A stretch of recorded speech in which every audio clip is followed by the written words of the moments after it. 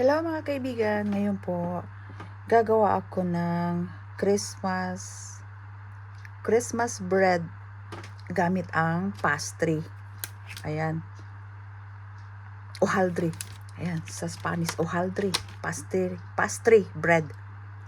Ayan, masa ng pastry. Ayan, basta ganyan. Oh, dalawang ingredients lang tayo. Kaya mag-umpisa na po tayo. Ayan guys, buksan ko na. Ayan, ganito lang siya. Oh, ganito ang pastry dito. Yung masa ng hojaldre. O, ganito lang siya. Oh. Ganyan lang. Super lang. Ang sarap po nito ha. Ayan siya. Ganyan lang. I-okrad lang natin. I-abre, open. Pahaba ba siya? O, ganyan lang tayo. Pahaba ha. Ayan. Hindi na kailangan i-masa-masa. Ready na yan. Ayan. Saka ko na ilagay itong natira. Ayan guys. Ito na Nutella natin. Ayan. Itong Nutella natin na palaman na natin. Gumawa ako nito kahapon. Ang sarap. Ayan. Palaman na natin hanggang sa matapos ha. Ayan na mga kaibigan na. Na-spread ko na yung Nutella natin. Ayan. Ganyan lang. Ngayon, itong pangalawa. Ito siya. Ano lang natin siya. Ilagay sa ibabaw. Ayan, ilagay lang natin siya sa ibabaw ha. Ayan, ito na guys ha. Ano na natin. Ay, kailangan ayusin natin talaga ha. Ayusin natin mga kaibigan ha. Kasi, kailangan unahin natin yung dulo. Ayan, tingnan muna natin talaga yung dulo. Ayan. Kailangan i-ano natin siya. O, ganyan lang. Dahan-dahan lang tayo. Ayan. O, di ba? O, ngayon, tanggalin natin tong ano. Ngayon, tanggalin ko na tong ibabaw. Ayan mga kaibigan, o. Yan lang siya, ha. Tanggalin ko na itong pinaka ibabaw niya. O, ngayon, i-form na natin siya ng Christmas. Kailangan ko lang ng stick. O, ganito, ha. Ayan, barbecue stick. Na malinis. Ayan, o. O, ganyan lang natin. Bago natin i-form ng ano. Ayan, slice natin siya. Guys, na-slice ko na yung sa isang side. Ngayon, dito naman. Ayan, ganyan lang siya, ha. Aray ko po. Ayan. Slice natin. Para mag-form lang na Christmas tree. O, tapos dito naman siya. Yung kalahati lang. Kalahati lang dito kasi. Tapos yung dito naman. Where? Dito.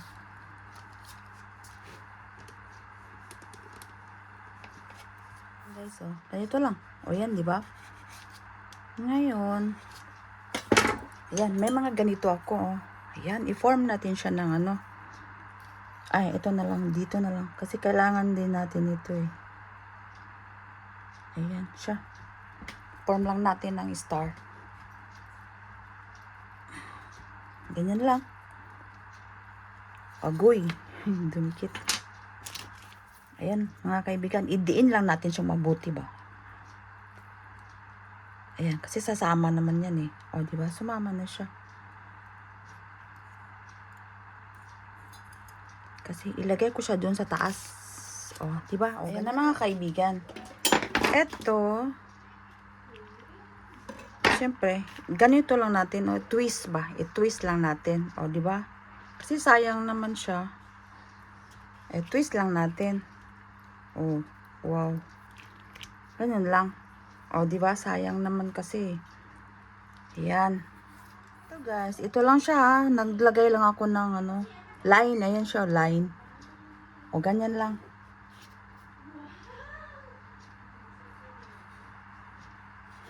Napakadaling ano lang ito ba. Para may pang Christmas ano naman tayo. Gusto ko ito. Masarap siya kasi Nutella. O, diba? O, hanggang sa matapos po. Ganito lang siya mga kaibigan ha. Ayan. Ayan, ganyan lang siya. Ganyan. Gustong isa. Iikot lang natin ba? Iikot lang. O, diba? Napakadali.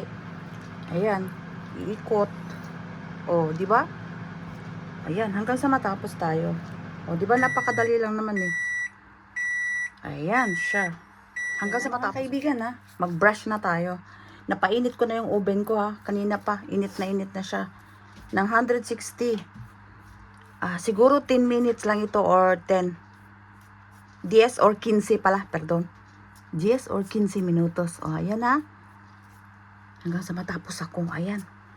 Ayan guys. Ultimo, maglagay ako ng sesame. Ultimo na. Optional lang ito ha. Optional lang ito mga kaibigan. Ayan, optional lang. Kasi marami akong sesame kasi. Kaya lagyan ko. O, ayan. I-oven ko na siya ng ayan, 15 minutos or 10. Ayan guys, luto na. O, tingnan nyo. O, ayan. Lutong-luto na yan. Ayan siya mga kaibigan. Diba? Napakadali lang. 15 minutos, luto na. Ayan, maglagay lang ako ng mga kaibigan powdered sugar. Ganyan lang, konti lang. Ayan lang siya ha. Pati dun sa mga ayan. Ayan lang siya. O, diba? O, diba? Ganyan lang.